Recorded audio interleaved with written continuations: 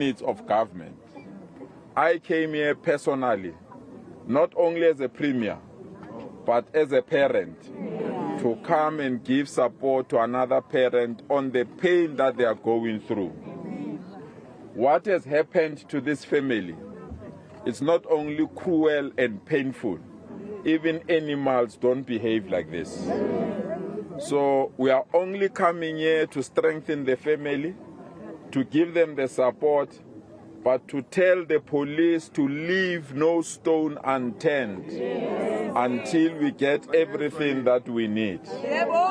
I'm fully aware, I've been briefed by your councillors and your community leaders, the challenges that you have with the police station, the challenges that you have with policing around the area. But the police have given me a detailed report. There are 3 things that we still need you as community to assist us. The body of our little sister, we still have parts that are still missing. We need to unleash all the law enforcement agencies, and I spoke to the police to bring the K59, to bring K9, to bring police divers, just to bring all the technology that they have at their disposal, so that we can assist the family to close this chapter that is so painful. So the police have assured us that they are working extremely hard, even though the suspect is not cooperating. They are working extremely hard to ensure that they get the necessary information that can assist us. Between Friday and last night, there are additional exhibits that they've managed to gather, and we remain hopeful that exhibits will assist us to at least find something that can close that chapter. We are dealing with somebody who has been an enemy of our people. We are dealing with somebody who has done these things before. We are dealing with somebody who's heartless. We are dealing with somebody who we believe the law must not even give him a chance to get bail again in life. We are briefing all the NPA units. We are also briefing all the departments of justice to assist us, because he's currently out on bail. Yes, he's out on, not on this case, on another matter. So we want, yes, he's accused of raping another 9-year-old girl. So we need to rescind that bail as well, so that we find a mechanism of closing everything that we need to close. So this particular individual, we are dealing with the proper profiling so that we understand what is it that we can do to safeguard our communities. The last part, which I want to beg you as community, please, please, please, whatever information that you have, you may think it's small, but to us it's very important. We want you to link up with your community leaders and the police and allow them to deal with this matter so that we can close whatever that we need to close. The case is going back on the 24th, and we believe by that time the police would have concluded all the necessary arrangement that you have. Once more, all of you as community leaders, in Kumuleli's Togo, for the sacrifice, the hard work, and everything you have done to assist us to be where we are today. Without all of you here, we will not be where we are now. So ngifuna ukunikeza izandla zami ngibonge kakhulu for all the work, and ngiyanicela ningapheleli la, noma niyaphambili with other communities. Continue to do that. What I like about you, you have put your differences of political parties aside.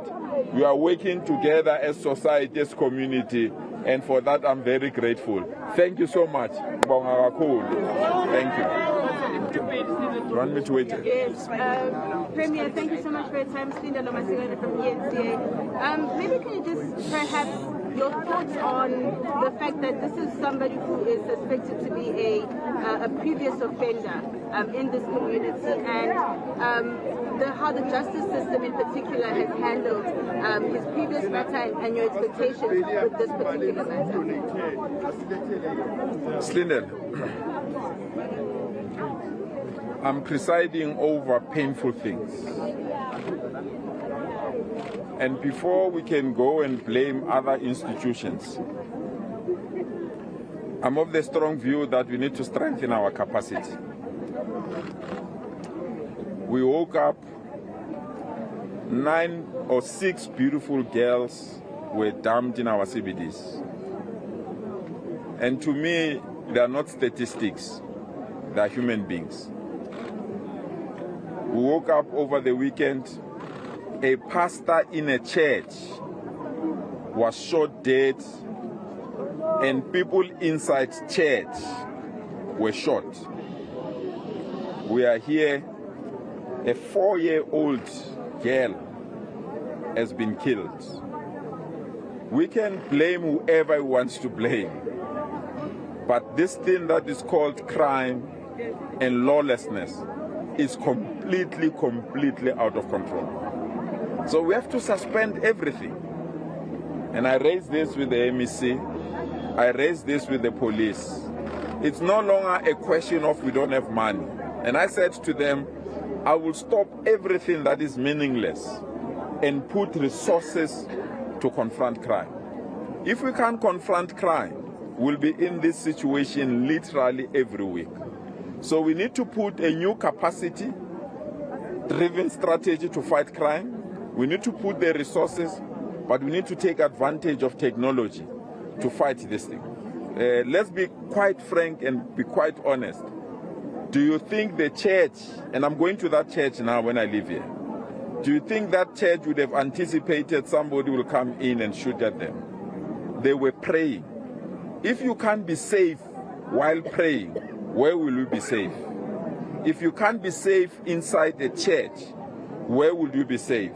So we have to take this fight back to criminals, which simply means we have to capacitate our law enforcement agencies. We have to get every cent that we have as a state to empower the police. We can't rely on any other thing but the capacity of the state to confront this matter and attend to it. We will make announcement on this matter. We've finalized the strategy, we've costed it. We really believe it will assist us to arrest some of the situations that we have. We need every place in this country, in this province in particular, to be under the watch and the eye of the police. I'm glad this particular matter was cracked purely because of a CCTV in one particular area. It means we need CCTVs everywhere in our communities. So we need to formulate those strategies. But you can't only have a CCTV, you need to have policemen on the field. This particular case was cracked by young people who sacrificed their lives here. These are the people we must recruit to join the police and be part of the police and deal with this thing. So you need a broader strategy to arrest. And I'm glad where I am now. We've shared the strategy with the police. They are agreeing to that strategy. We are moving all the relevant resources and budget everywhere.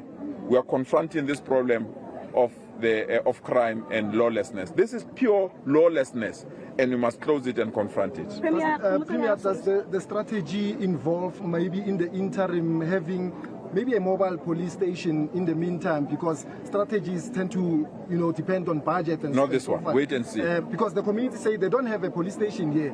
They have to take a taxi to go and report rapes and stuff like that, which is costly. In the meantime, what can you promise them? Or they briefed me, the leadership briefed me, they briefed me about the mobile station, they briefed me about the challenges they have with the police station. So they've already given me that information. Wait, we will be in a position to arrest that situation. We have to be sure first before we make public pronouncement that will not assist us. We know all those things, and we want to ensure that those things are attended immediately. reports are from Eyewitness News. What do we know? I know you've been briefed by the police. What else do we know about the suspect in this matter, apart from what's been divulged in court this morning? I'm reluctant to do that. The police have done a profile. They will prepare the case for the 24th. I think let's allow them to put whatever evidence they want to put in court so that we don't jeopardize this with us. We can tell you what the police have. It will assist the suspect to prepare his defense, and we don't want to contribute to that. We want this particular person to be permanently in jail, not to use our information to get out of jail. Premier, it's Ahmed Kaji here from News of Africa. You're obviously engaged with the family. I can only imagine how devastated they may be. Is there anything in specific that they'd like your office to do? Well, firstly, they've requested that we close the chapter, and to close the chapter is to find the remaining body parts. And secondly, they appreciated the support they received from the community, and they want to thank community for that. But thirdly, which is very, very important, they really feel that we need to move with speed to deal with the challenges of crime in these communities. The good thing is that the mother is part of the ward committee. She's leading a portfolio on environment. It's a family that is involved in community matters. But they're indeed devastated, gutted. I feel very weak as well, to go and comfort a family that is going through this pain. It's not easy. But our presence was appreciated, and they supported us that we've left everything to come and support that, and for that, they appreciate it a lot. Thank you so much for your time. Thank you. Thank you.